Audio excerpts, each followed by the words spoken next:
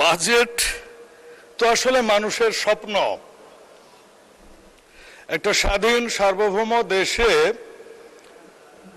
একটা বাজেট হয় প্রত্যেক বছর, জনগণের আশা আকাঙ্ক্ষার যেখানে প্রতিফলন হয়।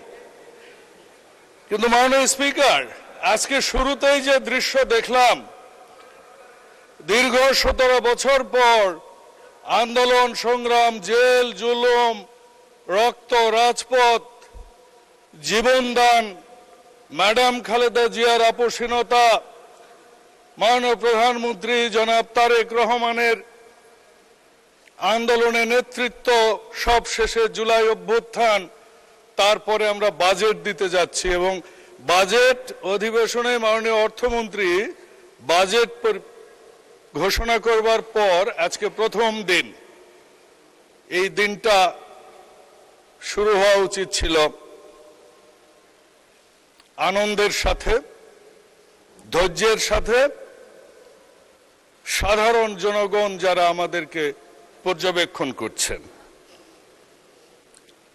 আজকে আনন্দের বিষয়, ন্যায় বিচার প্রতিষ্ঠা হচ্ছে।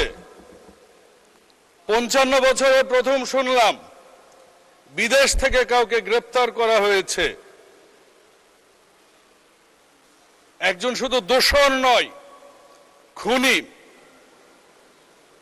তাকে বিরোধী দলের এর মাঝে কোনো আনন্দ দেখলাম না। এটা একটা খুবই দুঃখের বিষয়। এ দেশকে অস্থিতিশীল করতে চান, বহুবার করেছেন।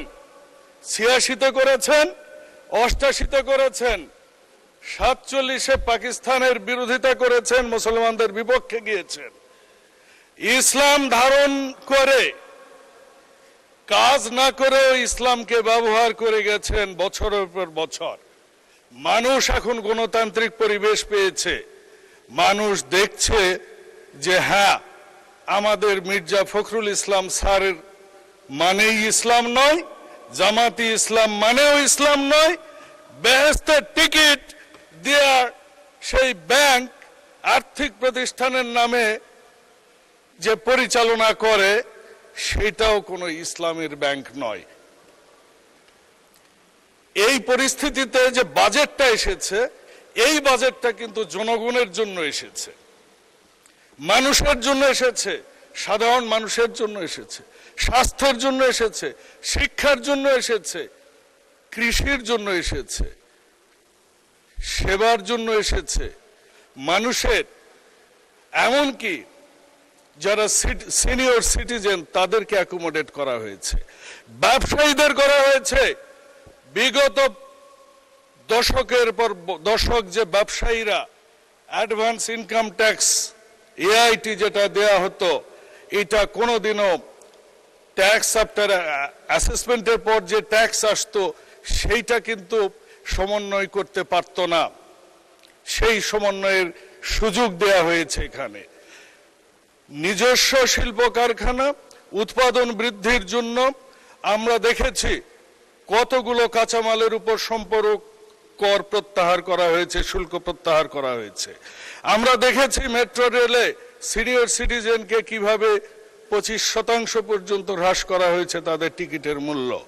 এবং ট্রেনে আমরা সিনিয়র সিটিজেনকে কিভাবে বিনামূল্যে ভ্রমণের ব্যবস্থা করেছি। ক্যান্সার বলেন, ডায়ালাইসিস রোগী বলেন, কিডনি বলেন, হার্ট বলেন, এই সব দুরারোগ্য রোগের জন্য প্রত্যেক বছর মাননীয় প্রধানমন্ত্রীর ত্রাণ তহবিল থেকে এবং সমাজসেবা অধিদপ্তর, যেটা আমাদের সমাজসেবা এবং মহিলা ও শিশু মন্ত্রণালয় থেকে বিভিন্ন ধরনের আমরা বরাদ্দের, সামাজিক সুরক্ষার বরাদ্দ রেখেছি।